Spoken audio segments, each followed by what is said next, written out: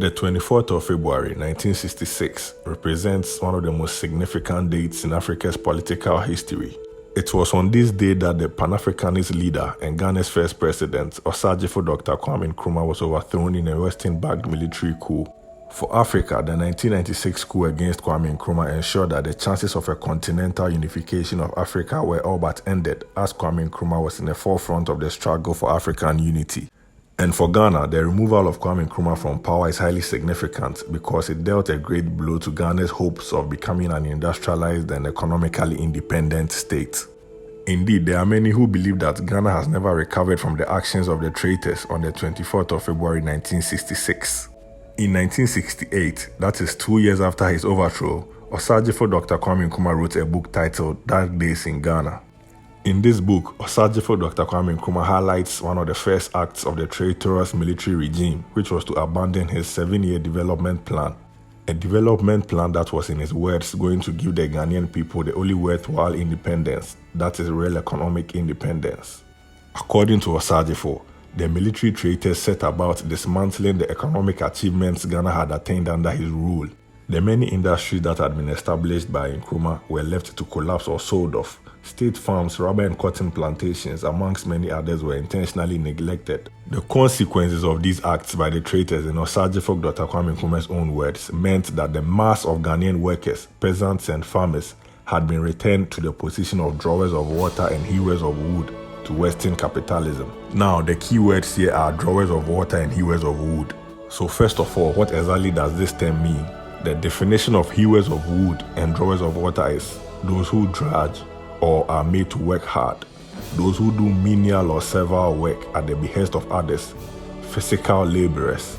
And so in simple terms, Osagyefo Dr. Kwame Nkrumah's prophecy was that the sellout of Ghana's assets and the surrender of Ghana again to foreign domination meant that Ghanaians had been returned to the position of laborers in their own land, as was the case during the colonial era. Indeed, to buttress his point, Osagyefo repeats again in his book that for the ordinary men and women of Ghana, the sellout of Ghana has meant a return to all the exploitation and uncertainties of the colonial days.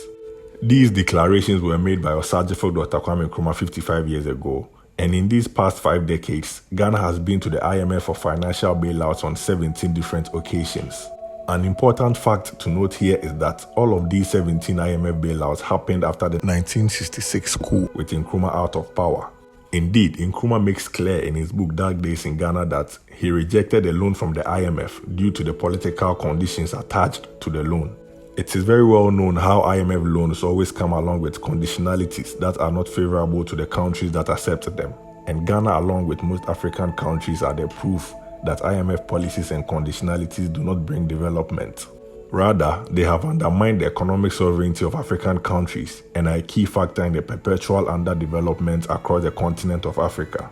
Not only has Ghana had to go begging the IMF 17 times for financial bailouts ever since the overthrow of Kwame Nkrumah, Ghana has also been declared a heavily indebted poor country in the early 2000s. And in 2022, the Ghanaian cedi became the worst performing currency in the whole world, with inflation also rising to its highest in 21 years at an incredible 50.3%.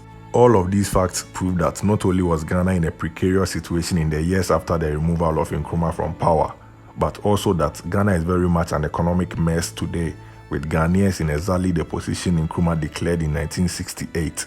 Exploited, uncertain and desperate in their own land. But do not take my word for it. Let us look at the facts once again.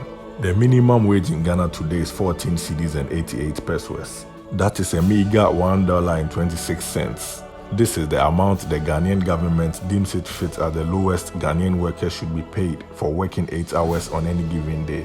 Here is John Kwache, senior economist at Ghana's Institute of Economic Affairs, pointing out how woefully inadequate Ghana's minimum wage is. Ghana's daily minimum wage of 14 cedis and 88 pesos can only buy a loaf of bread, a liter of petrol, or a pint of beer. This is an indictment on our political leadership and economic managers. Not only is it legal for Ghanaian workers to be paid what can only be described as poverty wages, Ghanaian workers are also exploited and abused in all kinds of ways by employers. Ghana today is a heaven for foreign investors and a hell for its own people, who find themselves in a position of unprotected and exploited cheap labor.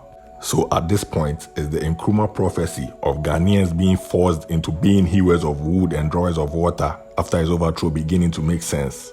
The brutal exploitation and uncertainty that most Ghanaians face today is so bad that you find Ghanaian youth who are wishing for the slave ships to be brought back just so that they can escape the hardship in Ghana. That is really how bad things have gotten in Kwame Nkrumah's Ghana. The prophecy of Osagyefo Dr. Kwame Nkrumah about Ghanaians being hewers of wood and drawers of water after 55 years continues to be validated each passing day. And so the question now is, how exactly did Osagyefo Dr. Kwame Nkrumah know for sure that, as a consequence of his overthrow, Ghanaians will be exploited cheap labor in their own land? Was Kwame Nkrumah truly a prophet with a divine gift of seeing into the future? Or was there a verifiable basis that informed his prophecy about a calamitous future for Ghanaians?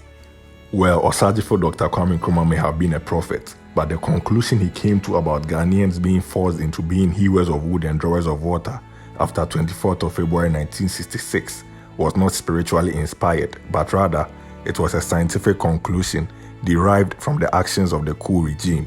Right after the overthrow of Nkrumah from power, a process of reversing Ghana's efforts at attaining economic independence through industrialization began. This was achieved by selling off the many industries Kwame Nkrumah established to make use of Ghana's abundant raw materials and end the dependence on foreign imports. So now let us try to look at the main basis upon which Osagyefo Dr. Kwame Nkrumah most likely stood to make his prophecy. In order to effectively do this, a comparison must be made between the policies and ideas that guided Kwame Nkrumah's government and the policies and ideas that have guided most, if not all, of the governments that have followed Kwame Nkrumah. First off, let us look at the critical matter of industrialization and compare the visions and actions of Nkrumah and also the governments that followed him. From the onset, Osagyefo Dr. Kwame Nkrumah was clear that political independence is incomplete without economic independence. So right from the start, Nkrumah drew up the first and second 5-year development plans covering the period from 1951 to 1964. These development plans were aimed at laying the foundations for the modernization and industrialization of Ghana. By the end of these two plans, Ghana had one of the most modern network of roads in Africa, with the Tema Motorway being the highlight. The Takoradi Harbour had been extended and the Tema Harbour had been built from scratch. The Volta River project, which was designed to provide the electrical power for Ghana's social, agricultural and industrialization program, was also almost completed.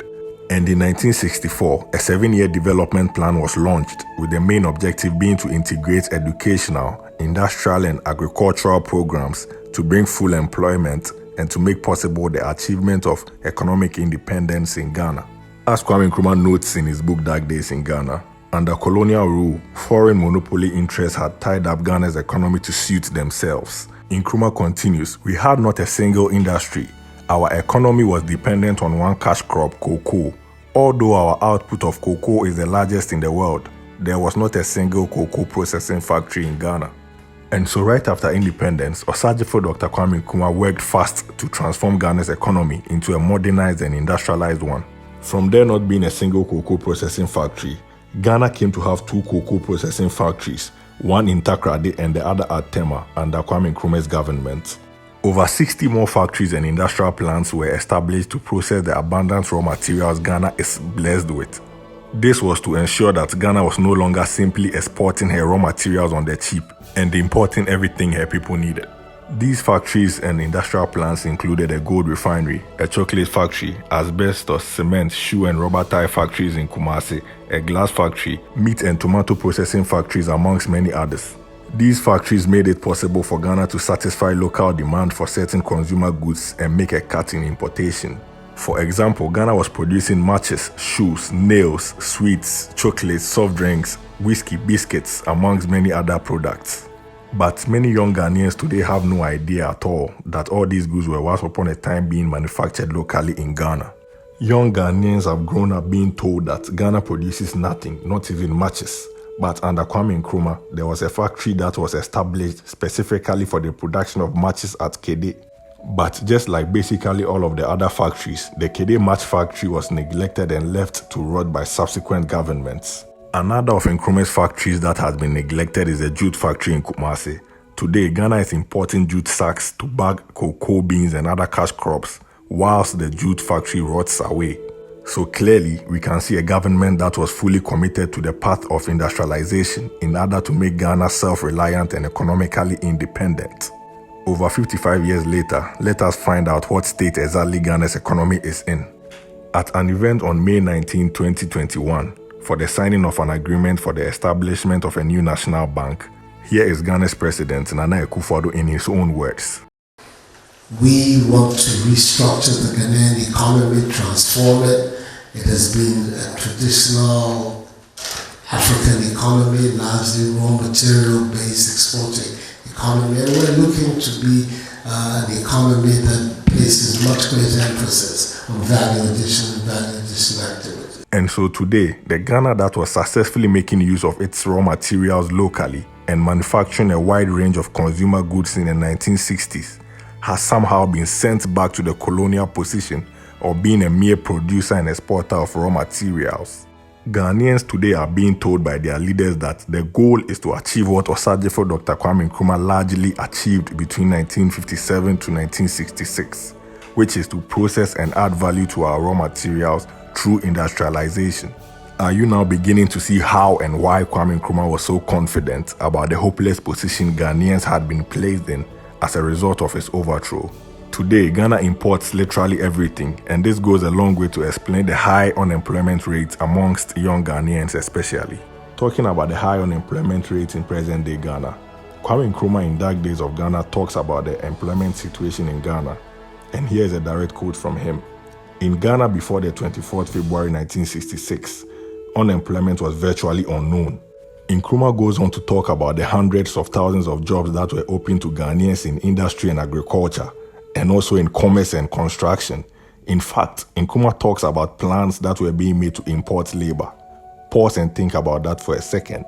With all the factories and industrial plants that were springing up across the country, together with the massive state farms and state corporations, there were more than enough jobs that plans were being made to import workers into Ghana.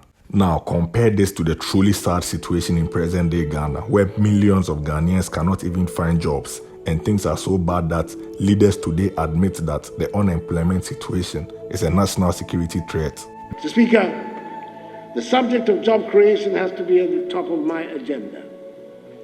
The number of young people who cannot find work is staggering and a threat to our national security. Successive governments after the 1996 traitors have kept to the IMF-designed path of reversing the industrialization policies of Osagyefo Dr. Kwame Nkrumah. State enterprises and assets have been sold off for peanuts and factories have been left to rot. These unfortunate policies have led to the mass unemployment and misery the Ghanaian masses face till this day. Indeed, according to renowned Ghanaian journalist Kwesi Pratt, the World Bank and IMF policies adopted by the J.J. Rawlings government of the 1980s led to about 300,000 Ghanaians losing their jobs in the public sector. In 1983, he accepted the World Bank IMF prescriptions for national economic development, as they would say, but as some would see it, for total national economic decay. What did he do? He accepted a program which involved the mass retrenchment of labor in the public and civil service. As a result, in a period of 1 year, 300,000 workers lost their jobs. 300,000 workers lost their jobs in the public service and in the civil service. Under him, more than 300 state enterprises were totally destroyed, completely destroyed. 300 state enterprises were destroyed, and so on. Talking about state assets being sold off, one of the vital state assets that the Rawlings government sold off was the Black Star shipping line that was set up by Osagyefo Dr. Kwame Nkrumah.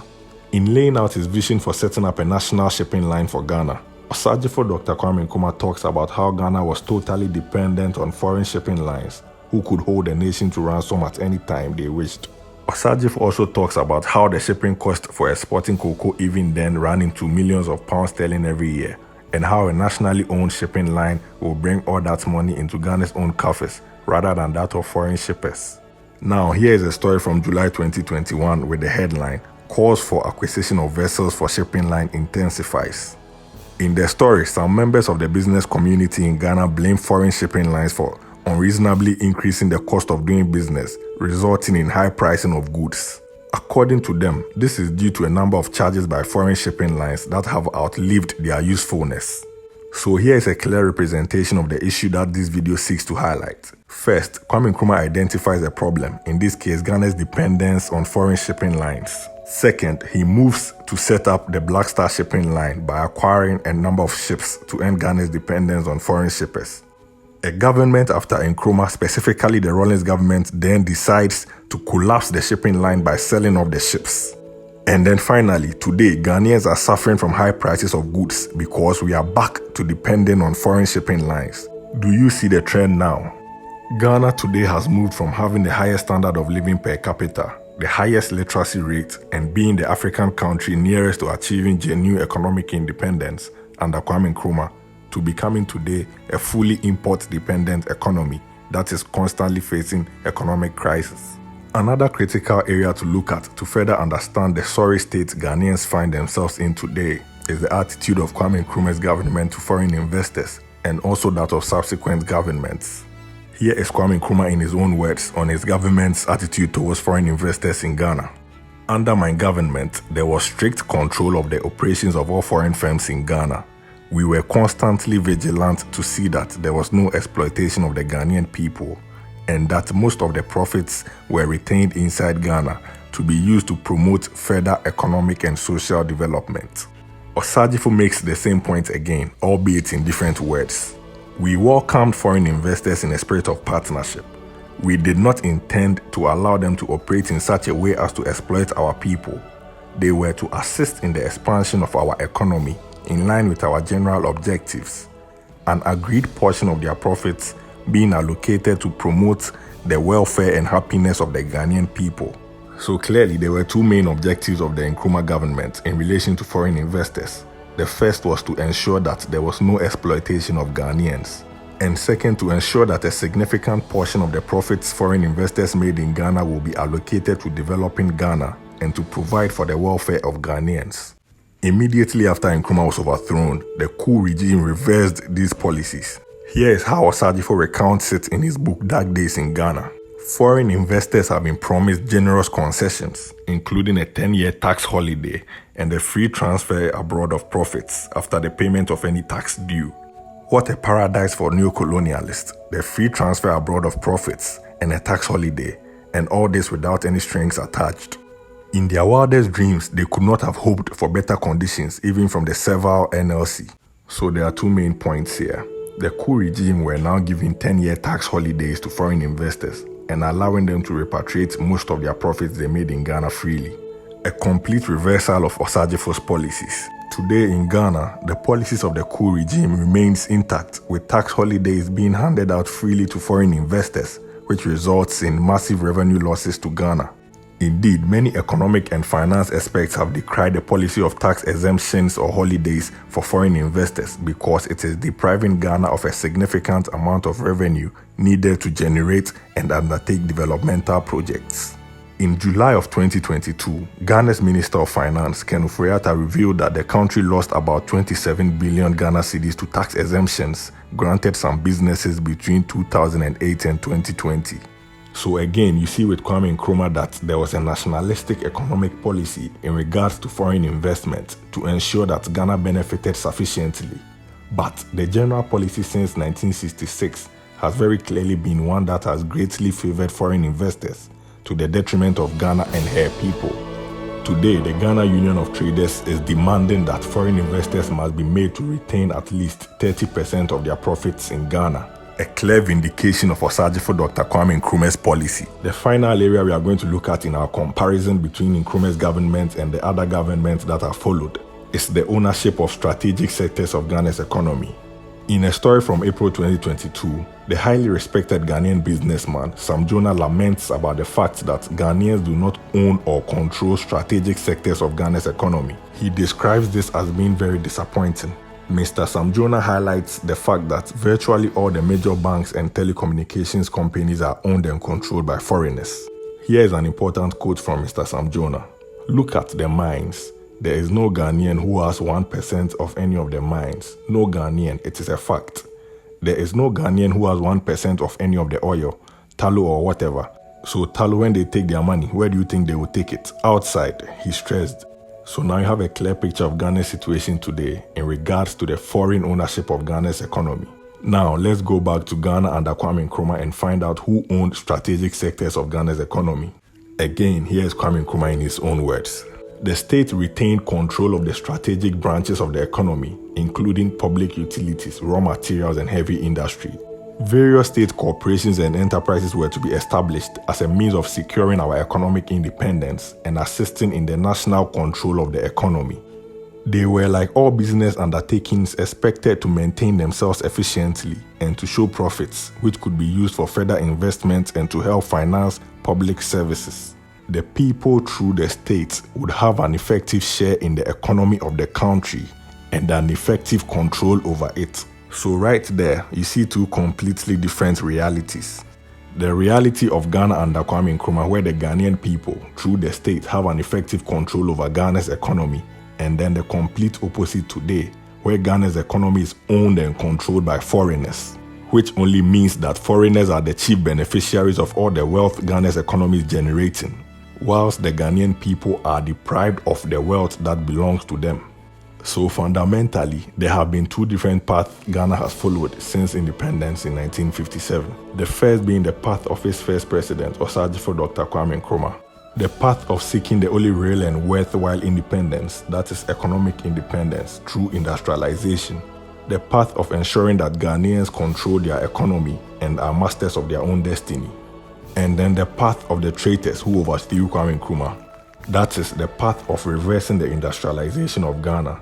The path of opening up Ghana to be freely exploited by foreigners. 57 years on from its overthrow, the path of Osagyefo Dr. Kwame Nkrumah has proven to be the path to the prosperity and progress of Ghana and her people, whilst the path of the traitors has proven to be the path of destruction and suffering for Ghana and her people. If Osagyefo Dr. Kwame Nkrumah saw no good future for Ghanaians and only saw them consigned to being hewers of wood and drawers of water, it is because he knew that it is the logical consequence of the destructive policies the traitors were implementing, and which tragically largely remains the same policies present-day governments of Ghana continue to abide by. And when Nkrumah came and commissioned us at Military Academy, and we went for social gathering, we heard that somebody was knocking the table, pang, pang, pang, pang, pang.